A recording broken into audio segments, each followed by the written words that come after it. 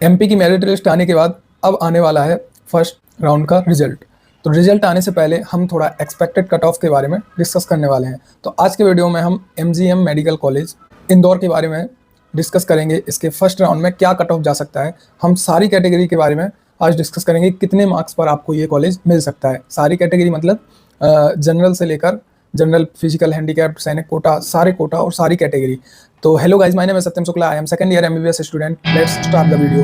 तो जैसा कि आप यहाँ पे देख सकते हैं, यहाँ पे ये सबसे पहले हम बात करेंगे यूआर कैटेगरी के लिए। ठीक है, यूआर कैटेगरी में आपकी स्टेट रैंक जो है वो होनी चाहिए कितनी, 115। इसको आप काट दीजिए, ठीक है, ये आपके काम की चीज़ नहीं है। तो 115 अगर आपकी स्टेट रैंक है तो आपको एमजीएम यूआर कैटेगरी में मिल जाएगा। और इसमें मार्क्स जो बन रहे हैं आपके इस साल 557, ठीक है।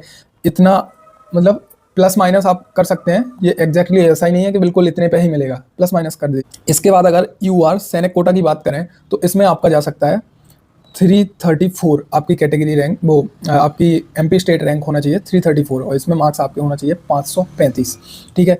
अगर आप फिजिकल हैंडीकैप्ड हैं, मतलब फिजिकल हैंडीकैप्ड का एक सर्टिफिकेट बनता है वो जो होते हैं, तो ठीक है, तो वो अगर हैं आप तो आपकी रैंक होना चाहिए, स्टेट रैंक है ये 6030 अगर स्टेट रैंक है, उस पर आपके मार्क्स बन रहे हैं 378। तो इतने मार्क्स पे आपको एमजीएम यानी कि एमपी का टॉप मेडिकल कॉलेज आपको 378 पर मिल जाएगा।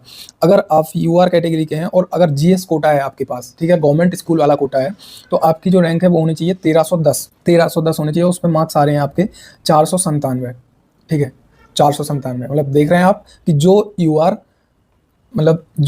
497 का है उसको एमपी का लास्ट गवर्नमेंट मेडिकल कॉलेज मिलेगा, बट अगर जीएस कोटा है उसी का तो उसको टॉप का मेडिकल कॉलेज मिल जाएगा। ये है जीएस कोटा का पावर। अब आते हैं your freedom fighter. Freedom fighter तो मतलब एकदम मतलब बोनस ही है, समझ लो। 5938 अगर रैंक है इतने तक, तो आपके मार्क्स होना चाहिए इस पर 380। इतने मार्क्स पे आपको एमजीएम मेडिकल कॉलेज आराम से मिल जाएगा। अब हम बात करते हैं ओबीसी कैटेगरी, ठीक है। ओबीसी कैटेगरी में अगर आपकी रैंक, ये आपको काट देना है, आपके काम की चीज़ नहीं है। अगर आपकी रैंक 197 है स्टेट रैंक, तो इस पे आपके मार्क्स बनेंगे 547। इतने पे आपको एमजीएम अलॉट हो जाएगा। इसके बाद बात करते हैं ओबीसी एसएन। ओबीसी एसएन में आपकी जो रैंक है स्टेट वो होना चाहिए 357। इसमें आपके मार्क्स बनेंगे 534, ठीक। इसके बाद बात कर लेते हैं अगर ओबीसी का कोई स्टूडेंट फिजिकली हैंडीकैप्ड है तो उसकी स्टेट रैंक जो है वो पिछली बार देखी गई थी कि इतनी स्टेट रैंक पर उसको मिल गया था।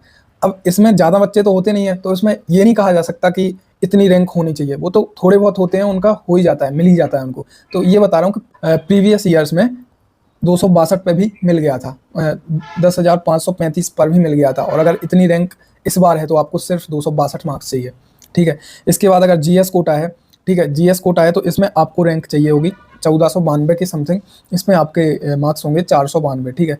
जीएस के तो बहुत सारे होते हैं, तो इसमें आप बोल सकते हैं कि हाँ इतने रैंक और इतने मार्क्स के आसपास होंगे, तब आप सेफ समझ सकते हैं। बट इसमें फिजिकल हैंडीकैप्ड में ऐसा कुछ नहीं है, क्योंकि थोड़े से ही बच्चे होते हैं, तो उनमें कुछ श्योरिटी नहीं है कि इतने चाहिए उतने चाहिए वो। तो अब आते हैं ओबीसी फ्रीडम फाइटर।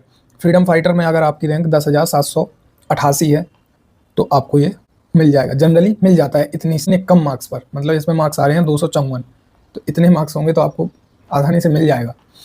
इसके बाद आते हैं ईडब्ल्यूएस, इकोनॉमिकली वीक सेक्शन। इसमें अगर आपकी रैंक 259 है स्टेट रैंक, तो उसमें आपके जो मार्क्स होंगे वो होंगे 542 मार्क्स पे आपको एमजीएम मिल जाएगा। ईडब्ल्यूएस अगर आप फिजिकली हैंडीकैप्ड हैं तो इसमें आपकी जो रैंक होना चाहिए 6491 यानी 6491, और इसमें इस बार आपके मार्क्स बन रहे हैं वो है आपके 365। मतलब इतनी रैंक पर पिछली बार हुआ था, तो ठीक है, उस हिसाब से बोल रहा हूँ कि अगर इतनी रैंक इस बार हुई और फिजिकल हैंडीकैप्ड है तो इसमें इतने नंबर पर हो जाएगा। ईडब्ल्यूएस जीएस की अगर बात करें तो 1144 रैंक पर हुआ था, और इस बार अगर आपके 502 हैं तो ये तो पक्का है कि आपको मिल जाएगा। अब बात करते हैं शेड्यूल कास्ट कैटेगरी, ठीक है। इसमें अगर आपकी रैंक जो है वो आपकी 1450 के समथिंग है, तो इसमें आपको मिल जाएगा, और इसमें रैंक ये मार्क्स कितने बन रहे हैं 493, ठीक। अगर एसएन कोटा से है कोई एससी का स्टूडेंट तो उसको चाहिए 6656 रैंक, स्टेट रैंक है ये, ऑल इंडिया नहीं। तो इतनी रैंक पर आपको नंबर इस बार के 361, मतलब 361 होंगे तो आपको एमजीएम मिल जाएगा। एससी कैटेगरी के हैं और फिजिकल हैंडीकैप्ड हैं, तो ऐसा देखा गया कि पिछले सालों में 12,560 रैंक तक ये कॉलेज अलॉट हो जाता था आपका, और इस बार आपके रैंक जो मार्क्स हैं 200 मार्क्स हैं, तो मतलब इनकी बल्ले बल्ले होने वाली है इस बार। अगर जीएस कोटा से हैं आप तो आपको चाहिए 3471 तक रैंक, ठीक है। इतनी रैंक पे इस बार जो मार्क्स बन रहे हैं वो हैं आपके 443, 443, ठीक। अब एसटी कैटेगरी की बात करें, एसटी कैटेगरी में अगर हम देखें तो एसटी कैटेगरी के तो मज़े ही है। उनको चाहिए 5324, ठीक है, रैंक, स्टेट रैंक। इस पर नंबर बन रहे हैं 398, इतने पर आपको मिल जाएगा।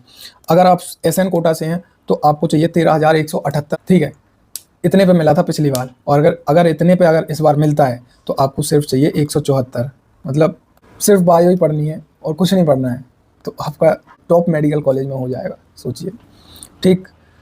अब फिजिकल हैंडीकैप्ड है अगर कोई, तो पिछले सालों में हुआ था ये 12,469। अगर सेम अगर ऐसा कुछ इस साल हो जाता है इसी रैंक पे, तो उतने में आपके मार्क्स होने चाहिए 203। अगर एसटी कैटेगरी के हैं और जीएस कोटा से हैं आप, तो आपकी रैंक होनी चाहिए 6558। इसमें श्योर होता है कि इतना ही लगभग जाएगा, ठीक है। इनमें तो ठीक है, कुछ पक्का नहीं है, क्योंकि हर कोई बच्चा हैंडीकैप्ड, हर कोई सैनिक कोटा से नहीं होता है, बट ये ज़्यादा अभी नंबर ऑफ स्टूडेंट इसमें ज़्यादा हैं, तो इसका बोल सकते हैं कि आपको 364 मार्क्स के समथिंग अगर होंगे तभी आप इसको सेफ समझें। इसमें ये नहीं बोल रहा हूँ कि 174 है तो आप सेफ ही समझें, और ये ऐसा नहीं है इसमें, बट ऐसा है। तो इस तरीके से ये हो गई आपकी एमजीएम के फर्स्ट राउंड की कट ऑफ, और इसमें थोड़ा बहुत प्लस माइनस 10 आप कर सकते हैं, ठीक है।